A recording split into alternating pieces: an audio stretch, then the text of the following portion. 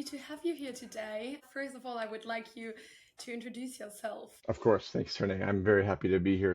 So I'm Jon Hritz. I'm the Director of Global Product for Berlitz. My job is to maintain our platform, My Berlitz, and make sure we have the best user experience possible for our language learners. I work across the entire Berlitz organization, and we listen to our users, and we do our best to make strategic, impactful changes to the product that make sense to make sure our learners meet their language learning goals. Amazing. Today we will talk a lot about AI, and this is my first question. How does AI fit into this legacy of 150 years of Berlitz teaching languages? That's a great question. It's a huge legacy with a wonderful history, a lot of impact in language learning and teaching. Obviously, when new technologies come out, it always kind of makes the language learning experts pause, consider, how can we use this? Should we use it? So those kind of questions have definitely come up. And AI in particular, I think, is the biggest change since the ability to have a lesson online with video, with the internet. It's kind of the next big shift to opening up the possibilities for how we can do language learning. So how do we incorporate that? I think the way that we tend to approach it is that slowly, cautiously, with lots of testing, lots of planning. The advantage that we have because of our history is that we do have a long list of historical expertise on how to teach a language. And then we can really look at AI, find the different tools. Because as you know, AI does lots of different things really, really well. So it's really a matter of us strategically looking and evaluating each of those to see which one is going to fit a particular need of our customers. So we know what our customers want, we know what they're struggling with, we know the things that they would like to do to help improve their overall learning experience. So then it's just a matter of us kind of going through all the different options. Do we go in-house? Do we partner with people? Is it a combination of both? And then it's a matter of really strategically trying to find ways where we can offer those to our users to kind of test, is this meeting that need? If you want to practice more conversation or you need pronunciation help. So it's a much more strategic kind of slow, not slow in the sense of we're taking our time, but being very cautious to make sure that what we're adding is true value and not just kind of throwing things on the platform because they're hip and trendy and cool and everyone has AI now. So we want to be very intentional about it. And we have been, and we've been incorporating those types of resources since 2019, really, speech recognition being the first big thing that we incorporated. So you just mentioned the beginning of AI at Berlitz. So what inspired Berlitz to integrate AI into its learning experience? So one of the things that online learning, e-learning in general has opened up the opportunity is how do we replicate as much as possible the face-to-face experience? How do we allow users to be able to speak? Because again, with Berlitz, our main objective is to speak the language, not writing or listening as much as it is speaking the language.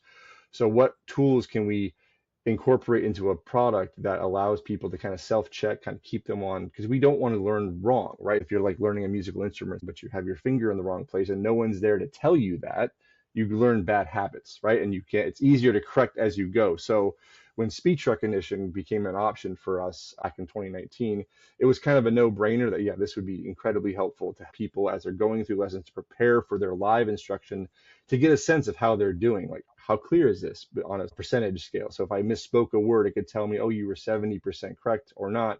And again, it was just a way to self-check as you're going through learning the new phrases, your speaking goals. It's really a preparatory tool in our mind. It's not, in our estimation, a replacement for the human interaction as much as it is a way to make sure that you are learning correctly and you're making progress to prepare you for that human interaction. Because again, we learn a language to speak with people. Yeah. That's our goal. As you know, there's a lot of discussion going around the topic of AI in education. Yes. And you just talked about creating true value. So what makes Berlitz approach different in comparison to the competitors? I think the thing to keep in mind is the training component with AI. What distinguishes AI usage from company to company is how well it's trained, how well the guardrails you put around AI to focus it on a specific goal. I think sometimes people make the mistake of just opening it up to people. Oh, go and learn, it'll help, but it'll correct, but then you get issues. So I think, again, the beauty of having this long history of teaching languages that we know we are pedagogical experts, and what we do and what we pride ourselves on is really taking the time to train our AI tools specifically for a task. Instead of just having one tool that does everything, we train it individually. Like, for example, when we released a speaking tutor, its only goal was to help you have a conversation about your speaking goal. Because as you know, the Berlitz method is that after each lesson, you come away with a speaking goal. So how could we use AI to help learners practice that? And to do that, we trained it to only speak on that speaking goal in the target language. So for example, if I was learning English and I started speaking Spanish to it, it would correct me. It would not start speaking Spanish to me. It would not translate what I said into English so I could have the conversation. I've seen tools that do that, which is kind of embarrassing, but that it's a reality. So what we had to do is be very, very cautious with our learning experience team, going through, writing up the prompts, writing the guardrails, and then testing it over and over again to make sure that it's not going to go off script, if you will. It's like, if you think of it almost like you're training an actor to be within character, to be on script, and they're not allowed to go off script too much. And that's really what we've done. But we've done that for each individual speaking goal. So we have hundreds and hundreds of speaking goals in a lesson. So we're not just giving one AI that says, okay, learn all these. It's targeted specifically. And I think that's a real distinction for us. It gives us a way to control the quality of the AI. And it also helps us to give better feedback because the AI is listening to the conversation. It's pointing out the areas where the student can learn and get better. And that's one of the most powerful things about AI in general. It can give you that feedback in a very objective, clear way. Like, you didn't use this word, this pronunciation wasn't quite correct. And that is a huge value add that our customers are appreciating in general. Great. You mentioned our AI speaking tutor. How does the new AI powered speaking work in practice? The way that we have set it up to work in the system, and it's technically an optional step right now. We'll integrate it more and more as we develop it. But what we do now is, after you complete a lesson, which is again around a specific speaking goal with specific vocabulary that we want you to acquire in that lesson. So once you've completed that lesson, we then provide you with an opportunity to practice with a conversation before you have an interaction with your instructor. That's the ideal happy path, if you will. Finish the lesson, engage with the speaking tutor, and then you would be ready to have hopefully a much more impactful live instruction with a teacher. So what the speaking tutor does, it knows the words that you were supposed to learn in that particular lesson, and it highlights them for you. Say, try to use this expression when we're talking about how to order coffee at a restaurant, for example. And it allows you to do it over and over and over again anytime you want. So that's the other huge advantage of AI, is this idea of 24/7. Anytime that works for me as an individual learner, I can go in and practice it. If I don't like it, I can start over again and try to hit all those words. Some lessons have 5 words, some have 10 words, and you don't have to do them all at once. But we're not telling you to just say the words in a row and you're done. It's more the idea of how do you incorporate it. AI is designed to be friendly, engaging, and encouraging, asking you questions. And the nice thing is, when you go back and do it again, you're going to have a slightly different conversation. Yes, the speaking goal is the same, but it will adjust how it responds to your answers. The other key thing is that we've trained it by level too. So it's appropriate for levels 1, 2, 3, 4, and it changes. It gets a little bit harder as you go up the levels. So we're not just giving a baseline to everyone, we're actually adjusting it to where you are in your language learning journey. And so not only are we telling you what to say, the words to focus on to try to incorporate that you just learned, and helping you speak towards a specific goal, we're really allowing you the flexibility to have a conversation, practice, say things, try things out. You don't have to use those words necessarily, but we obviously want you to. But again, it's the idea of speaking time. We want to increase the amount of time you're actually speaking the target language. We're not tracking in the same way of like, oh, you use speaking tutor 5 days in a row. Wonderful. That's great. But are you learning? What percentage of your pronunciation is it going up? Is your fluency going up? Are you using all the target vocabulary words for that lesson? So we have this tool called the Target Vocabulary Tracker that we've embedded in all of our speaking tutors, but particularly the My Berlitz Speaking Tutor, while still keeping it a free form conversation about a specific goal. It's reminding you that, hey, try to use the word espresso, try to use the word milk, whatever it might be, depending upon your level that you're doing it. But that's really the idea, is that as you absorb the information, you've had the speech recognition throughout the lesson, you've listened to it being said to you, you've repeated it back over and over again. Now it's time for you to practice with an actual conversation, and then you would then move on to an instructor interaction, which would then take it to the next level. And this is available in all of our programs right now in my Berlitz. We all know at Berlitz we have a special method which is called the Berlitz Method. What does it have to do with our AI being used? or being trained. One of the differences with some of our competitors is that they will like break script and potentially go into the support language or the native language of the learner. Our AI does not do that. It stays in character. If you're learning French, German, Spanish, or English, it'll only speak that language to you. And if you speak in your native language, it'll say something to the effect of, "I'm sorry, can you try again?" In English, it will like prompt you to come on, let's go back. Same ways if you try to like, speak about something else, a different speaking goal. No, we're talking about ordering coffee, not shopping for a car or whatever it might be. So I think that is really where the training comes in, where we have being very, very detailed on the back end of like making sure that it's not breaking script and that we're keeping it on track. So it's actually fairly straightforward. It just takes a little time to do that, to make sure you're doing it well. Like we're not trying to just throw AI products at the wall and see if they stick. We're deliberately going through and making sure it works and it's actually adding the value to the instructor. It's not just a game.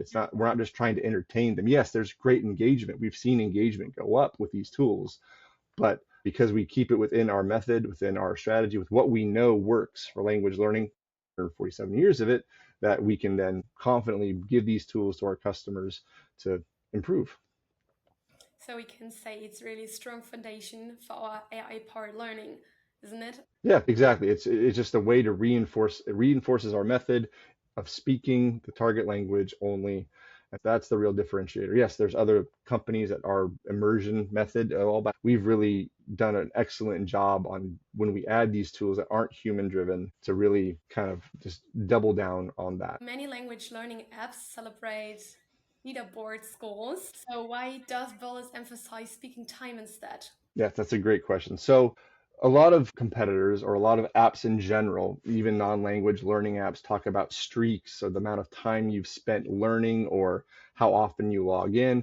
And don't get me wrong, those are important. Whenever you're learning something new, the consistency of doing something has an impact on your language learning for sure. But the concept of a streak is helpful in one sense. It's not actually a reflection of your language learning progress. It doesn't actually tell you anything about your ability to actually do the thing you're learning to do.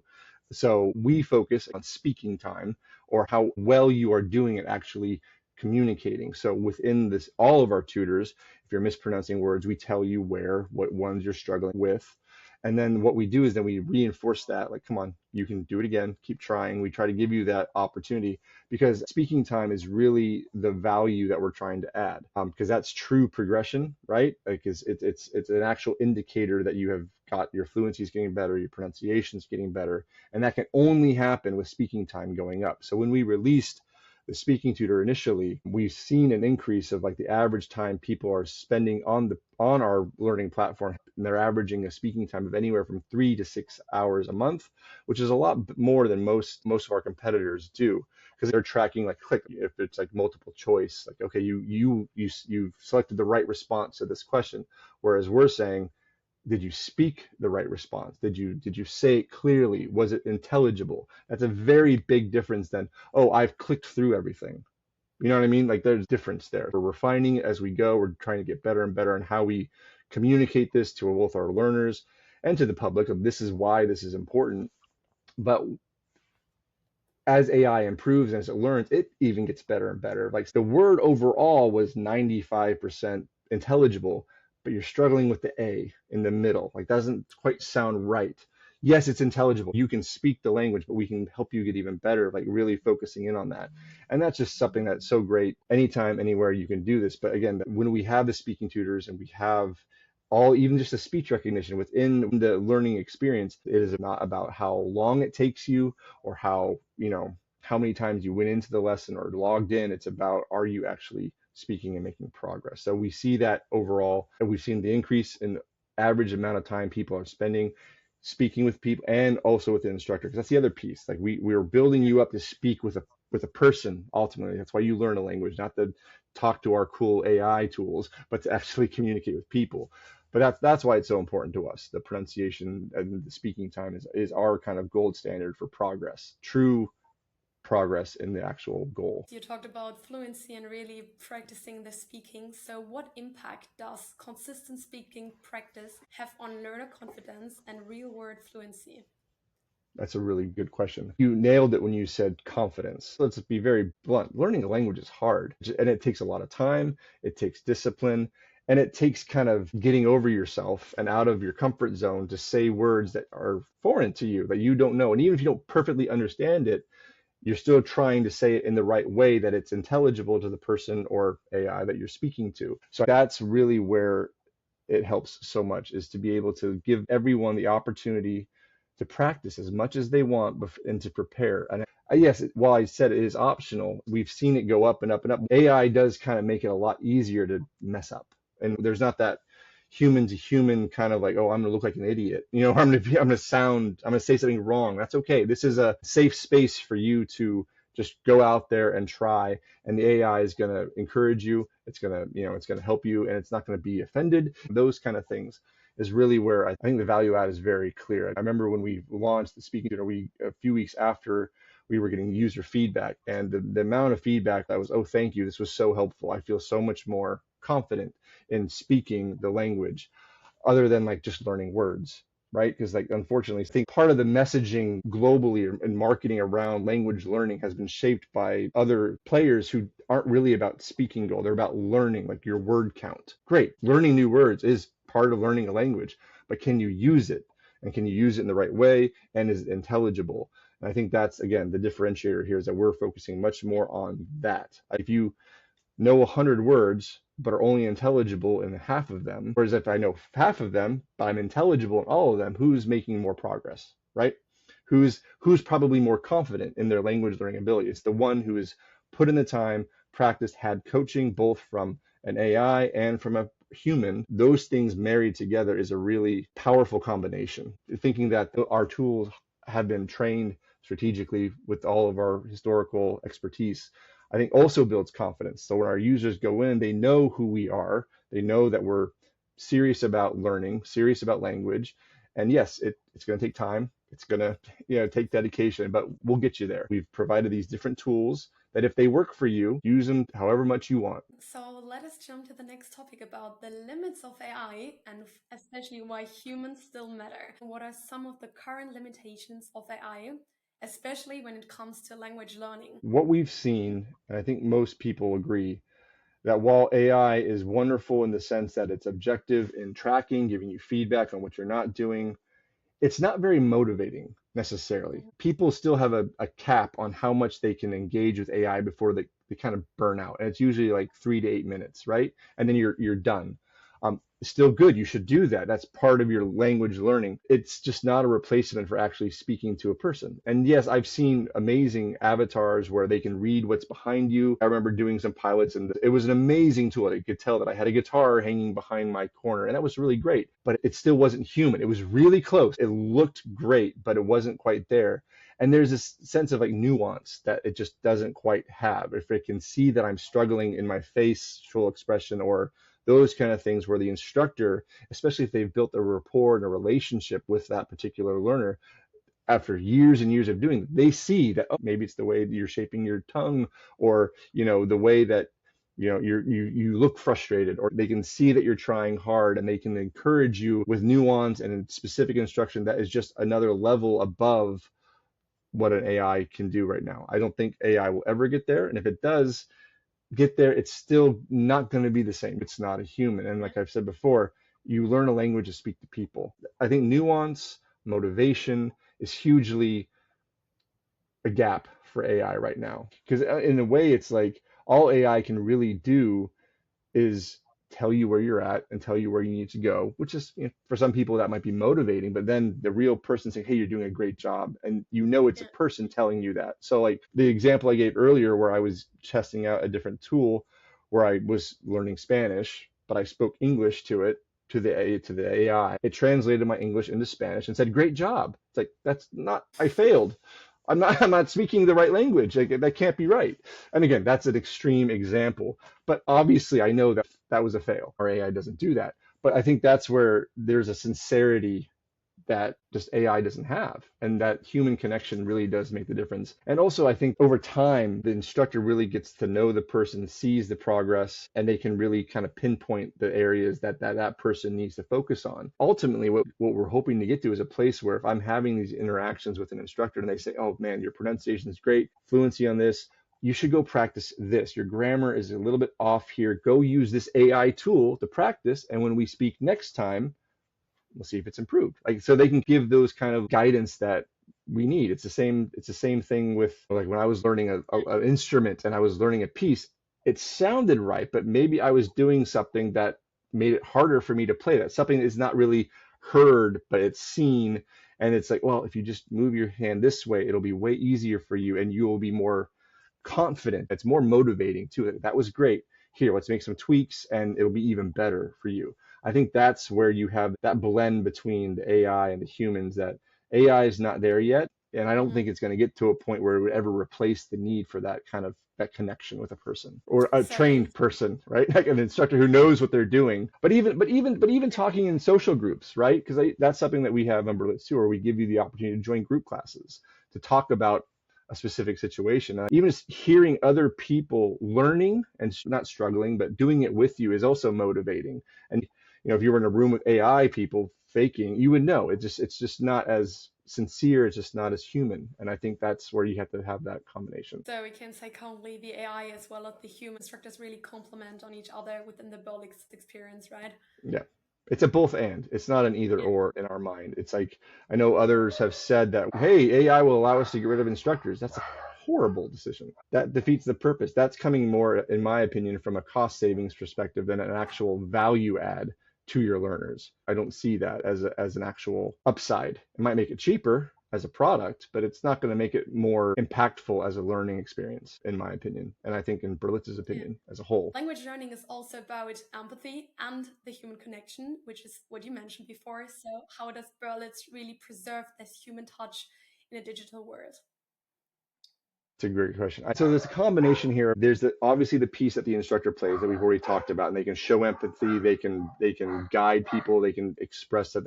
But there's even the sales side of it, the personalization side of like having an organization behind you that is also like, hey, you have a goal as a learner, and we want to help you make that goal. So there's even like the non-language learning component of empathy, I think is also important to mention. But then the empathy also, I think, is brought out when in group conversation classes, you can just see other people learning. I would also suggest that another real strength to the human impact, or even the way that Berlitz sets things up, is that there's also the cultural element of learning a language.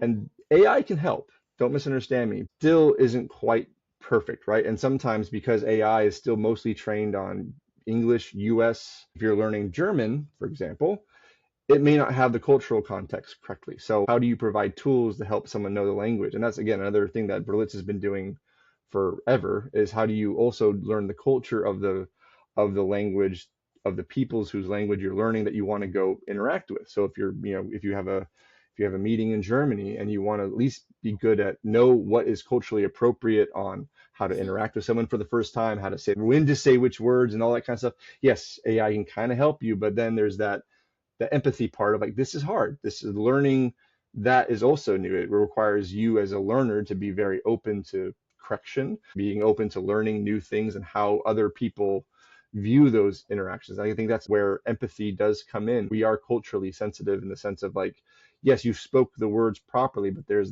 a cultural element that you need to be aware of, and we're empathetic to that. We understand that, and we're going to help you get there. Right. Let's talk about emotional intelligence. So, in your view, what role does emotional intelligence play in becoming truly fluent in another language? That's a hard question. Emotional intelligence is something that develops as you improve in the language, because there's the part of the language learning process where you're just like learning the words. You're just trying like levels 1 through 3 or 4. Those are such a hard mountain to climb of just learning, of acquisition of words and expressions and how to think that way. And then the cultural piece starts to come in. I think that's where you get the emotional intelligence. And then someone, again, the live instruction helping you learn that, hey, this is how you do that. It's more of like a coaching thing. Emotional intelligence can definitely be learned, but it takes time, and it's more of a mindset, I think, of the learner willing to start learning how to read a room, read how you're reacting. But you have to know what's normal for that culture, how to react to you. For example, Americans tend to be very smiley. Like we talk and we use our hands and we're very happy, but like other cultures are not. They're much more straight faced, and that's fine. But if you don't know that that's culturally normal for them, and that you should not take that as them not liking what you're saying or you're saying something wrong, like how else would you know that unless someone told you that, oh no, that's totally appropriate. We had this one tool that we were piloting where we had translated into a different language. It was a synthetic avatar, which is really cool. And we just translated it into different languages. And we showed it to some people, and they're like, well, what they said was correct, but we would never raise our hands. We wouldn't be smiling as much.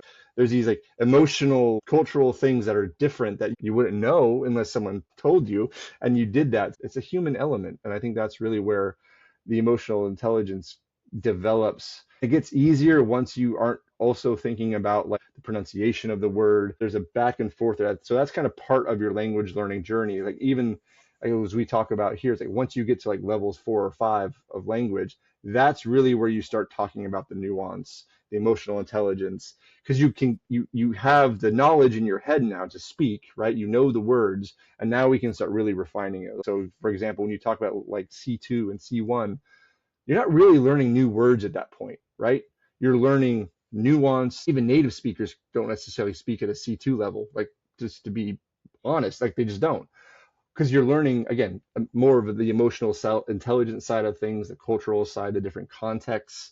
And that's really where, like, if you keep learning in your language journey, like you're fluent, but now it's make you, if you will, emotionally intelligent. I think, again, the human, the AI, all those things continue to work together to help you do that. Let's have a look at the future of learning. So, what do you see at the next frontier for language learning at Berlitz? We have a lot of exciting things coming on our product roadmap very soon. One of the biggest ones that has been around for a while, but we've been kind of taking our time in a good way to make sure we implement it in a way that, again, adds value, gives options to people. Video avatars have been around for a little bit now, and we're about to release our first video avatar into our different speaking tutors. We think that'll just add a different kind of more human component to help you when you're practicing to feel like you're actually engaging with an actual person instead of just a chat. That'll elevate the whole interaction. That's one area where that is going to get better. And being able to do that, even if you want to think like practicing before you have to go on a call and you want to just like do an introduction, you pull up the speaking tutor. I want to practice an introduction for a business meeting. AI will help you. The avatar will maybe look like that and you can do it. So that's a very simple way, but it's impactful. Again, helping you practice, helping you train for the human interaction. So that's one. I think we're going to see a lot more advancements with like data capture, like on the back end, something you may not see as a user, but we're going to be able to get even more and more specific and more detailed on how you can improve, not just as a student, but also as an instructor. Having the AI helping the instructor being like, hey, you're talking 70% of the time. You need to keep it down to 50% of the time because, again, it's supposed to be an interaction. We want the learner talking more. But sometimes, you don't realize how much you're talking in the moment. So it's nice to have something objectively in the background going, shh, let them talk, let the student talk, or even like providing feedback, creating a loop where it's like, even if you're having a different instructor throughout your journey, having that data of your learning journey being available to the instructor so they know where your strengths are, where your weaknesses are, what you're working on, or what the last instructor told you. Hey, this particular expression is really hard, or this particular phoneme is hard for you. Keep practicing that, learn, and that instructor would now know. So kind of creating what we're calling internally this ongoing feedback loop that is powered by AI that is able to go and help both the learner and the instructor help you reach your speaking goals. That's another area. You'll hear talk about like virtual reality becoming a thing and like that. And I think that's really cool and very exciting. And we'll definitely explore it when it becomes more available. The issue there is an access issue, right? Because again, we have customers all over the world and not everyone can afford that. So is the value add of that particular AI tool worth the cost that it would potentially mean? Are we keeping people out of the market because we employ it, or is it going to be optional or add-on? So those are kind of like product decisions where it's like, this is really great, but is it really available to everyone? That's a really important question. What's so great about the avatars and the chatbots and all those things is that they actually are fairly affordable. They're not going to add too much cost to the user because we want to make sure that accessibility to the language learning programs that we have, different options, is really important to us. So that's another thing to consider. What we're trying to do now is also use AI to personalize a lot more. So for example, let's say football or soccer, depending on where you live in the world, that's really passion and you love that. Well, is there a way for us to potentially incorporate some of that into the lesson to just help you be more engaged, to help it resonate more with you? Because maybe you hate coffee and the thought of ordering at a coffee shop is just not on your list of valuable speaking goals. You might still have to do that, but maybe we can incorporate how you would say this particular play or whatever in the sport of your interest. Maybe you're a marketing manager and you need to learn keywords that are going to help you speak to your colleagues in a different language, in a different country? Can we do that? Can we incorporate that? So we are releasing different like skills tutors that speak about specific like customer service, how to hold a meeting, how to do a virtual meeting, and helping you in the target language. How would you do that? What are the words you need to learn? And then we give you role plays. So that's coming. And that I think is more around the idea of quickly being able to personalize and customize the learning experience for you to achieve your goal. Still following the Berlitz method, still getting all those core speaking goals and words that you need to learn for that level, but presenting it in such a way that it's more engaging for you as an individual learner as much as possible. So that's really where we want to go ultimately, is where you can sign up and you can put some of your preferences. What's my goal? What am I into? Like, is it music or whatever? And can we then surface different tools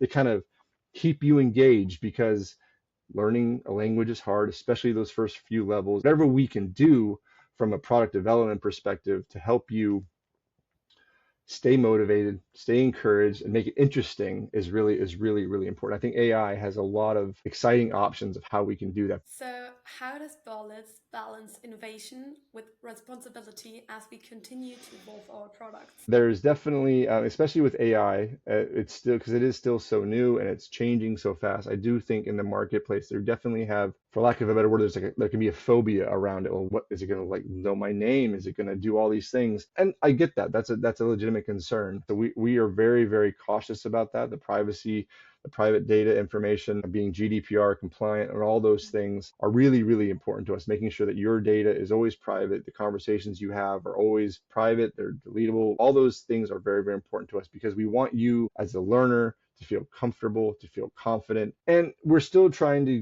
design things in such a way that if you don't want to engage with certain parts of it, you don't necessarily have to. We think you should, because we're only adding things that are safe and that we believe add value.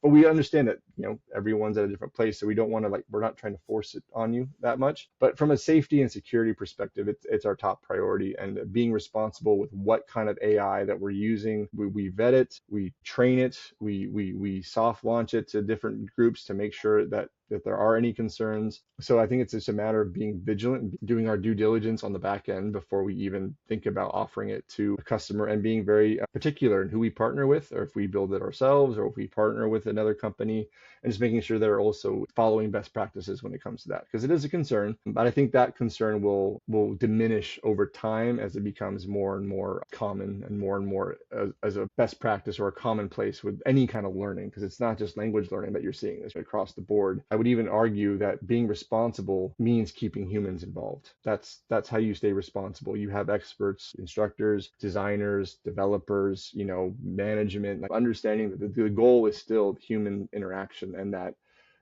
and those humans are managing those tools or watching it, and following best practices across the board. It's a holistic kind of effort. It's not just between you and the instructor, or you and the student. It's how you build it, how you set up your systems, and all those kind of things. Those are all under consideration. That might be why certain things take longer before they go live, because we're being cautious. Because again, you can learn a language without AI. We've been doing it for 147 years. It's not required. Now, does it help? Does it make it better? Does it make it faster potentially? Oh yes, but we want to make sure that we're doing it in such a way that everyone's confident that they're safe. So, to sum it up, what's your personal vision for the future of intelligent, human-centered learning at Berlitz? For me, it leverages more around personalization, customization of what works for that particular learner, because we all have our preferences. We all learn better with different actions. So I think AI, building out our platform in such a way that we can adjust our learning tools, our content to meet the need of that particular person. I also see it becoming a lot more skills based. Like, if I only need to do this one thing, I really need to practice a presentation, or I need to learn how to deliver it, that we're providing those tools for learners to be able to do that, both AI and human. Like, if I want to practice and with an AI get ready, and then I want to schedule a call with an instructor to give my presentation in the new language that I've learned before I have the big board meeting or before I have to go to the job interview, I can do that. So I see a lot more flexibility coming as far as pinpointing very specific things that we need to do. But I think it's going to help make it a much more engaging and potentially faster learning process. And I want to be careful, because it takes a long time to learn a language. That's just what it is. But making that process more enjoyable, because ideally, I would love it for Berlitz to be seen as the place for lifelong learners, people who not just want to learn a language, they want to learn the culture, and they want to keep going. Maybe when you've finished, you've reached level 10 of English, you're like, oh, I want to learn Spanish now. and you know where to go, you know how to do it, and you're really specific. So I see Berlitz being like the one place, the one-stop shop for my professional development, because I see us expanding into other things ultimately outside of language where our expertise makes sense. Creating a system that is easy and intuitive for our customers to use. If you're serious about your own professional development, learning languages, whatever, that we would be seen as like the first stop on your shopping list of who you're going to go to, making it easy for you to do that and using AI to personalize and just really kind of hold you accountable, helping you achieve your goal with a human coach along or an instructor helping you get there with that kind of both and approach. That's kind of where I hope we're going to be very soon. I think this was a pretty good summary of Berlitz's philosophy on AI. Do you want to add something here? No, we're excited. It's, I think, one of the biggest challenges. There's so many things you could potentially do. So how do you kind of weed out the noise and find the value, find what is actually the need? Because like I said, we don't want to just throw things onto the platform that we think are going to be fun. It's not about that. It's about actually learners achieving a goal. And I think that's really where we want to keep it. Yes, we might add more gamification, but it's not a game. It's serious. It takes time. So we need to kind of reclaim our position in the market. We've been doing this the longest, and we are the best positioned with our history and our new emerging technologies that we're carefully curating strategically on the back end to put us into the next 150 years. We've been doing this the longest and we'll continue to do it the longest. We're just going to continue to incorporate technologies that are actually going to help learners achieve their goal. Thank you very much, Jon. This was amazing. Thanks for answering all these questions and giving us a very good insight into the AI of Berlitz. It's my pleasure. So, Thank you, Trinidad. thank you and have a wonderful day. You too.